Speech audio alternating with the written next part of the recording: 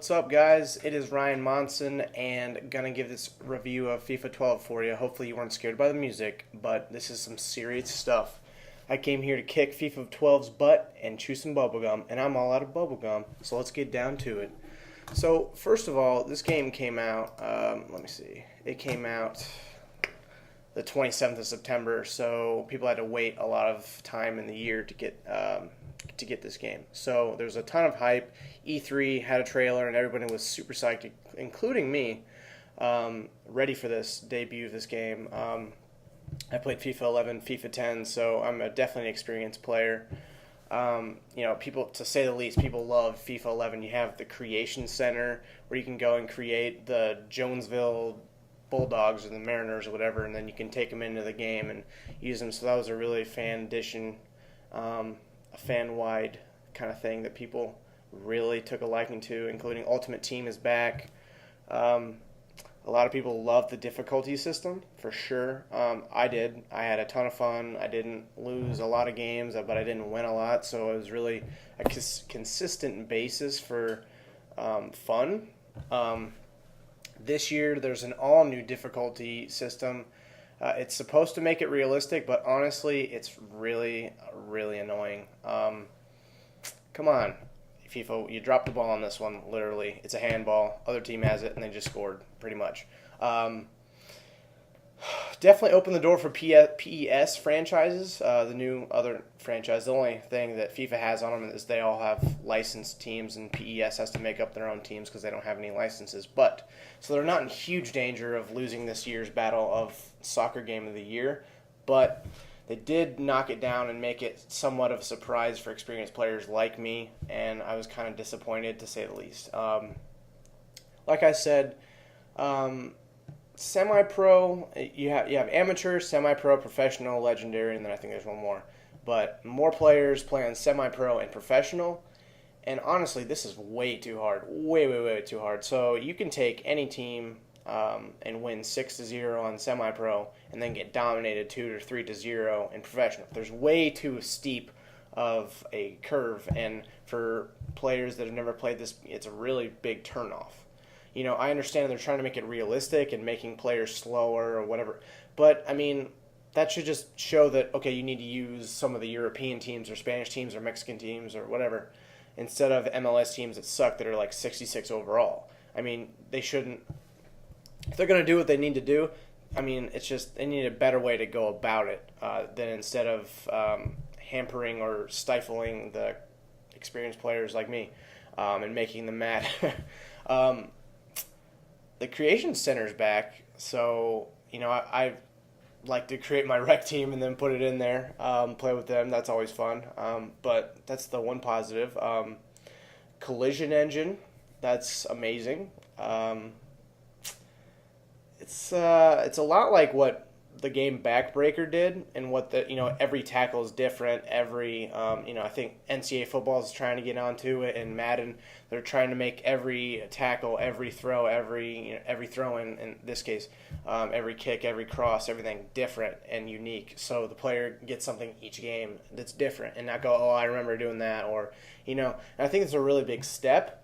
Like I said, Ultimate Team is back. Basically, it's like a fantasy team where you play games, you collect coins, you buy packs, you get injuries, you got to buy injury packs to get those people healthy again, and you play tournaments, you get more coins, you get better players. So it's a really cool system that they've had since, I think, FIFA 10. So that's back. Multiplayer, I have not gotten a chance to play it, but I've heard that head-to-head is just amazing. They have basically this new league system where you place players on similar levels, which I think that's a dream for any multiplayer person. Is that in Call of Duty they have you play against way too experienced players and you end up sucking. You have a horrible time.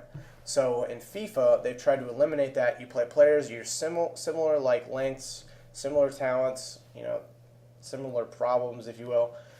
So it really makes it an enjoyable experience, and I do like that they're trying to do that. And so let's say for this situation you have 10 games to play. The top teams in that league advance to the next tier of talent. So you basically have talented ranks.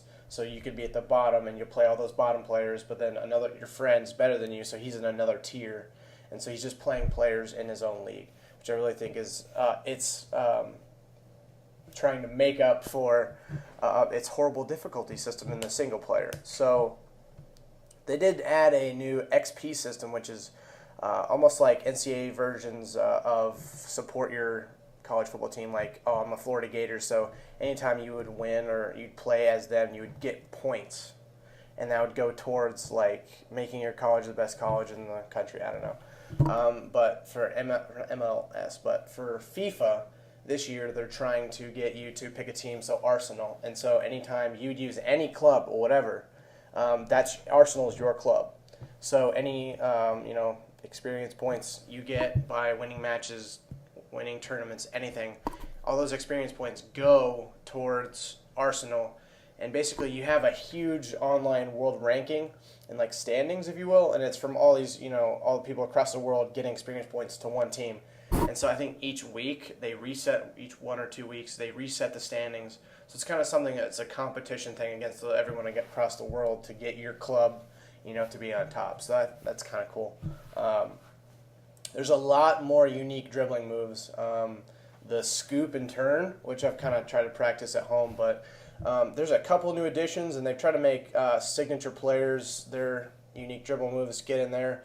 But it's a lot easier to do dribble moves. Just kind of slow down. You hold for PS3, it's L2, and then you just kind of get into slow mode, and then you can pretty much do all these other moves, juggle, do whatever you want. So it's a lot easier to do dribbling than in past years.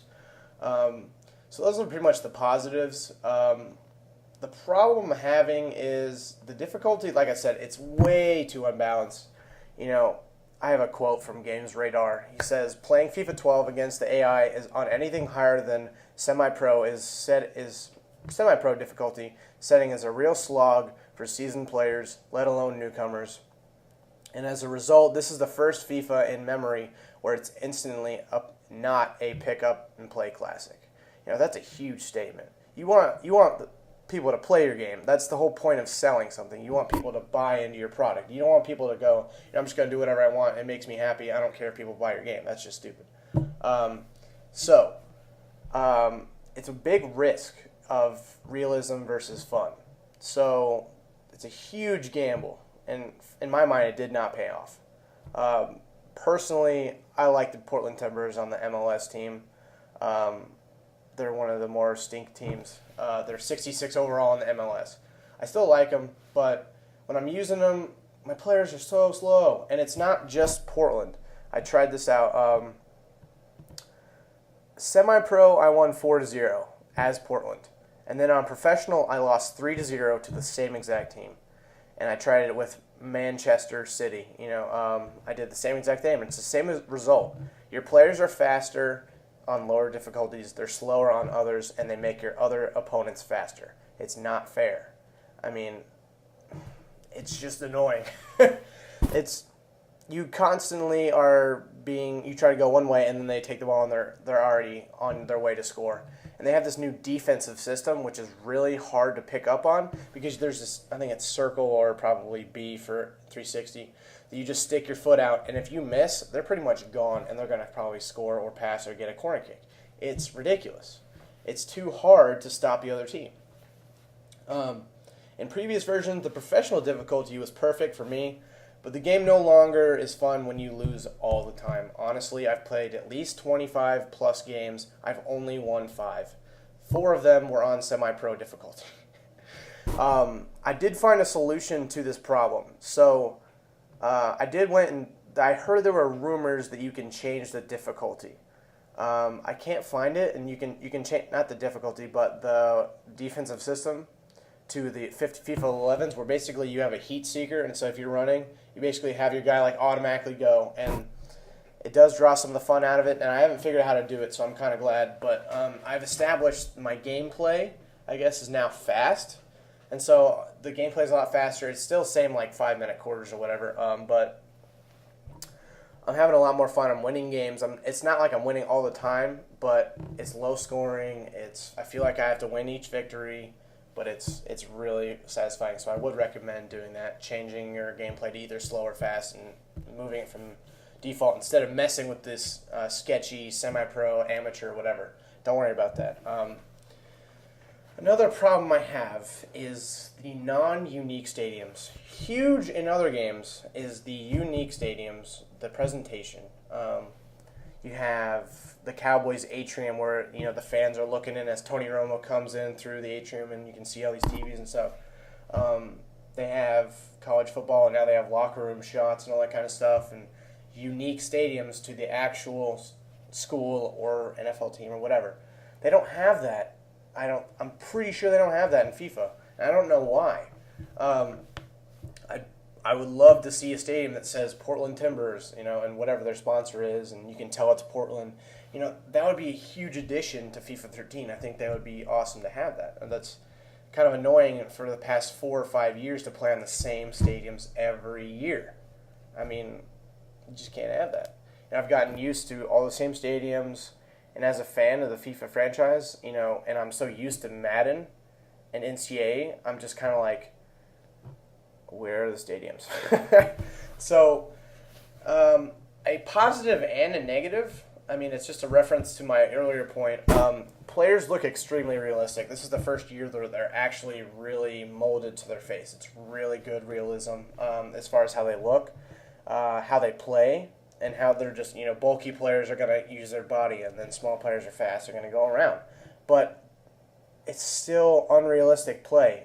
If it was realistic, a team in Arsenal would dominate a team from the MLS, but the difficulty stifles Arsenal's speed, their passing ability, scoring chances, and it's really obvious that you should be losing this game, but you aren't because you're playing on rookie or semi-pro.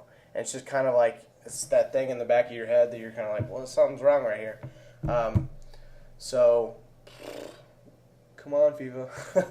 A lot of times I would point my controller in one way and the player would pass an entirely different way. That's so annoying when you pass and you're in the middle of possession and then you're like, all right, I'm going to go and I'm going to throw the ball there, and then he ends up passing it right to the dude. And I'm kind of like, whoa, I wasn't even passing there. And it's just, you're going to be shocked at how often it happens.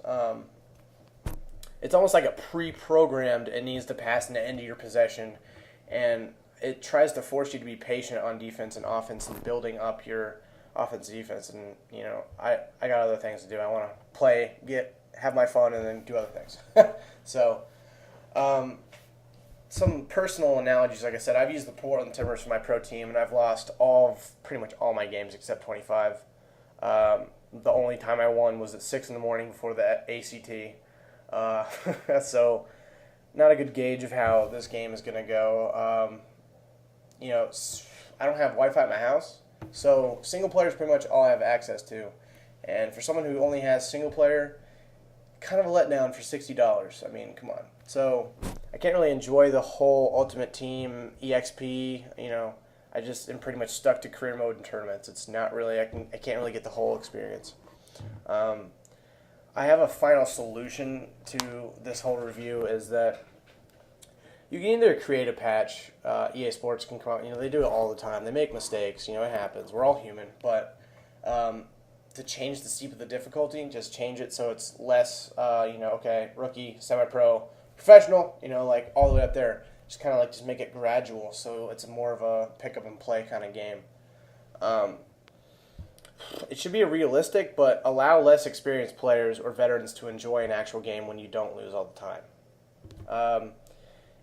Another solution is what Madden did with the Madden test, and then you had different tests of okay, how good are you at passing, reading defenses, running the ball, special teams, whatever, tackling.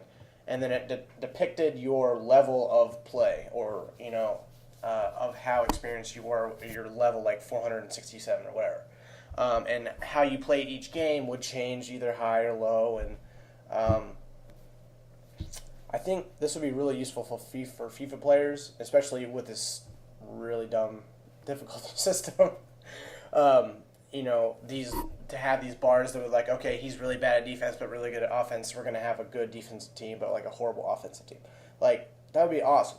So, in the end, it's kind of it was a good game. There's tons of hype, but at the end of the day, I don't think it's worth $60, honestly. Unless they fix the difficulty system, I really wouldn't recommend this game. I mean, unless you have Wi-Fi and you're in the multiplayer, then go ahead and fork out $60. So that's pretty much my review. So if you figure out how to have fun with this game, please let me know. So this is Ryan Monson signing out. Peace.